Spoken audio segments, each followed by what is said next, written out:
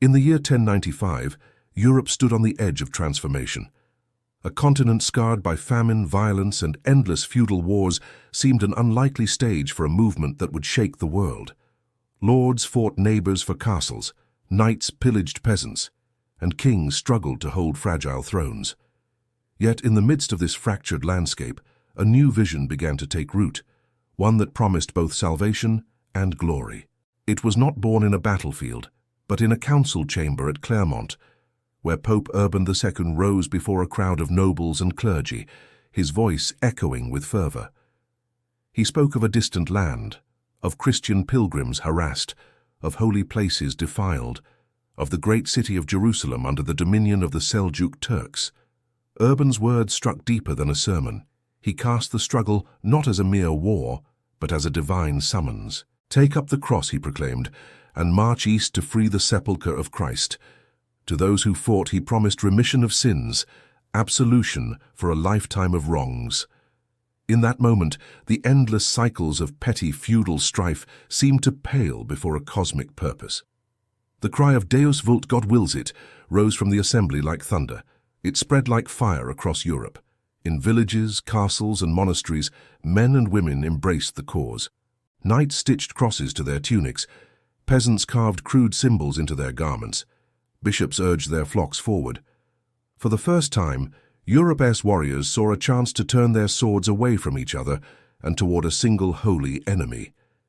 Yet the call drew not only the noble, but the desperate. Entire communities prepared to march east, some seeking forgiveness, others seeking plunder, many driven by both. Thus began the greatest migration of armed men since the days of Rome. A movement that would carry princes, paupers, zealots, and opportunists across thousands of miles into lands they scarcely knew, bound by faith, fear, and ambition. The First Crusade had been born, and already it was larger than the will of any single man. Before kings and lords could organize, the wave of popular zeal broke loose.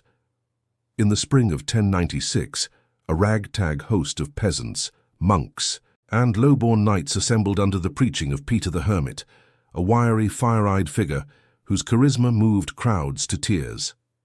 They called themselves the Army of God, though few had armor, fewer had money, and almost none had discipline. Carrying crude crosses and makeshift weapons, they surged eastward long before the princes had gathered their banners. The People's Crusade was less an army than a tide. Along the Rhine and Danube they marched, swelling in number, but also in chaos. Driven by fervor, some turned their rage against Jewish communities along the way, unleashing massacres that stained the crusading cause with blood before it even reached the Holy Land. When they crossed into Hungary and the Balkans, hunger and disorder turned them into marauders, and local rulers often met them with sword and fire. Yet they pressed onward, believing God's hand guided their path. At last, they reached Constantinople, the great Byzantine capital. Emperor Alexios I Komnenos, who had hoped for disciplined knights to aid him against the Turks, found instead an unruly horde camped outside his walls. He ferried them quickly across the Bosporus into Anatolia, hoping to be rid of them. But zeal without order met only disaster. Near Civito, the Seljuks descended upon the People's Crusade, surrounding them, slaughtering them almost to the last. Fields were left strewn with the bodies of peasants who had dreamed of Jerusalem but never left Anatolia. The People's Crusade ended as swiftly as it began, a tragic prelude to the true armies still gathering in the West. Its failure, however, revealed both the peril of blind zeal and the depth of passion that the cross now commanded in Europe. As the wreckage of the People's Crusade smoldered, the true leaders of the movement prepared their armies. Unlike the ragged bands of peasants, these were great princes and seasoned warriors, men whose names carried weight across Europe. Godfrey of Bouillon, Duke of Lower Lorraine, a pious and disciplined knight. Raymond of Toulouse, old, wealthy, and stubbornly proud. Bohemond of Taranto, the cunning Norman son of a southern Italian adventurer. Hugh of Vermandois, brother of the King of France, though vain and arrogant. Robert of Normandy, restless heir to the legacy of William the Conqueror, and Baldwin, Godfrey's ambitious brother. They were rivals as much as allies, each dreaming of glory, land, or divine reward, yet all bound themselves to the cross. Their knights and retainers formed the backbone of the First Crusade. Thousands of heavily armed horsemen, countless foot soldiers, and camp followers marched with them, creating a force unprecedented in medieval Christendom. Their path eastward was long and perilous.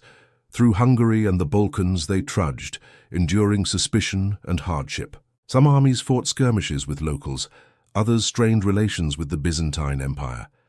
Yet by 1097, wave after wave of Crusader hosts had converged on Constantinople. Emperor Alexios, wary of their ambition, sought oaths of fealty from the princes, demanding they restore captured lands to Byzantine rule.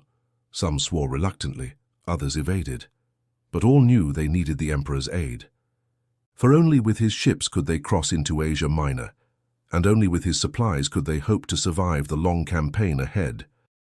Thus, the princes found themselves bound uneasily to Byzantium, stepping into a world where East and West, Greek and Latin, Christian and Muslim would clash with unrelenting ferocity. The Crusade had at last taken shape as a true army, and its gaze turned toward the heart of Anatolia, where the Seljuks awaited. The march through Anatolia was a crucible. The Seljuk Turks, masters of swift cavalry and desert war, sought to wear down the lumbering Crusader host. But the Crusaders, though ill-prepared for the burning sun and harsh terrain, proved more resilient than expected. At Nicaea in 1097, the first major test came. The city, strong and well-defended, blocked the road east. Crusader siege engines battered its walls, while Byzantine ships cut off its lake supply. After weeks of fierce resistance, the defenders surrendered, not to the Crusaders but to the Byzantines, who secretly negotiated the city's handover. The Crusaders were furious, feeling cheated of plunder, yet they pressed on. Soon after, at Dorylaeum, the Seljuks struck with all their fury. Kilij Arslan, the Seljuk Sultan, hurled his cavalry at the divided Crusader columns. Arrows darkened the sky, horsemen encircled them, and for hours it seemed the Crusaders might be annihilated like the People's Crusade before them. Yet discipline held. Knights formed tight circles, shields raised, while messengers sped to summon reinforcements. By midday, fresh Crusader forces crashed into the Turkish flank, turning the tide. Kilij Arslan's army broke, leaving the Crusaders bloodied but victorious. The road east lay open, but it was a road of hardship. Under blistering heat, across barren plains, men collapsed from thirst, horses died, and supply lines faltered. Yet slowly, painfully, the Crusaders advanced, driven onward by the promise of Jerusalem and the glory of God. Each step carried them deeper into lands alien to them, lands where their faith and endurance would be tested to the very limit. Beyond the deserts and mountains lay Antioch, one of the great cities of the Levant, commanding the road to Jerusalem. To take it was essential. To fail was to doom the crusade. In October 1097, the Crusaders laid siege to its colossal walls so massive they dwarfed any fortress in Europe. Months dragged on, winter set in, and starvation gnawed at the army. Horses were eaten, leather boiled for food, men deserted. The defenders, reinforced by Turkish and Arab allies, sallied forth in sudden raids, harassing the besiegers. Yet the Crusaders endured, tightening their grip, building siege towers, and cutting supply routes. By the spring of 1098, despair threatened to break the host. And then fortune shifted. Bohemond, ever cunning, struck a secret bargain with a traitor inside the city. Under cover of night, Crusader troops scaled the walls, opening gates for their comrades. Antioch fell, and the city that had defied them for months lay at last in their hands. But victory turned swiftly to peril. Almost immediately, a vast Muslim army under Kerboga of Mosul descended upon Antioch, surrounding the Crusaders within the very city they had just taken. Now besiegers became the besieged. Starvation and disease returned, morale withered, and many despaired that all was lost. It was then that a miracle was proclaimed. A priest claimed to have discovered the Holy Lance, the very spear that had pierced Christ's side, buried beneath a church. Whether relic or fabrication, its effect was electrifying. The Crusaders' spirits soared, and with desperate faith they marched out against Kerboga's vastly larger host. In a battle as astonishing as it was brutal, The Crusaders shattered the enemy, driving them from the field. Against all odds, Antioch was theirs, and the road to Jerusalem lay open. The victory at Antioch did not bring unity. The princes quarreled bitterly over spoils and titles. Bohemond claimed Antioch for himself, defying promises to the Byzantines, while others pressed onward. Rivalries deepened, yet the greater goal of Jerusalem still beckoned. At last, in the summer of 1099, after years of hunger, disease, and endless battles, the Crusaders approached the Holy City. Jerusalem, sacred to three faiths, stood atop its hills, its walls daunting, its defenders resolute. For the Crusaders, it was the culmination of everything: the penance of their sins, the toil of their march, the will of God. The siege began in June. Wood for siege towers had to be hauled from miles away, and water was scarce under the blazing sun. Yet the army labored with relentless purpose, driven by a vision of redemption. On July 15th, after weeks of preparation, they launched their final assault. A great wooden tower, dragged against the northern walls, gave Godfrey of Bouillon's men a path upward. Fighting with ferocity beyond reckoning, they scaled the battlements, cutting down defenders, forcing open the gates. The Crusaders poured into the city. What followed was slaughter. Muslim and Jewish inhabitants were cut down, holy places desecrated in blood, the air filled with the cries of the dying. Chroniclers spoke of streets running red, of corpses piled high in sacred courts. Yet for the Crusaders, it was triumph. After 3 years of unimaginable hardship, they had taken Jerusalem. In the aftermath, Godfrey of Bouillon was chosen not as king but as defender of the Holy Sepulchre, refusing a crown of gold where Christ had worn a crown of thorns.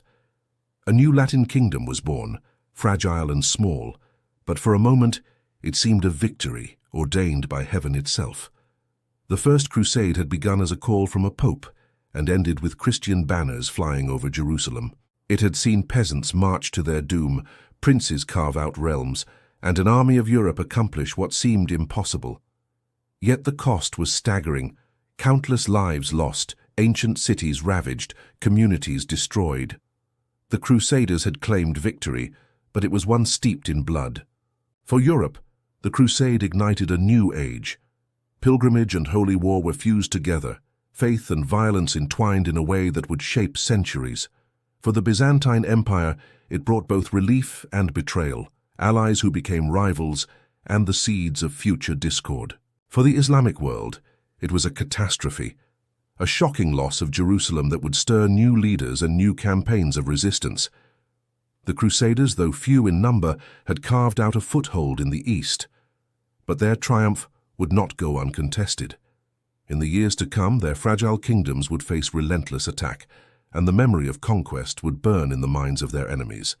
The First Crusade had ended, but the crusading age had only just begun, and so the tale closes, with the echoes of Deus Vult still reverberating across time, the holy war for Jerusalem etched into history as both triumph and tragedy, faith and fury bound forever in the story of the First Crusade.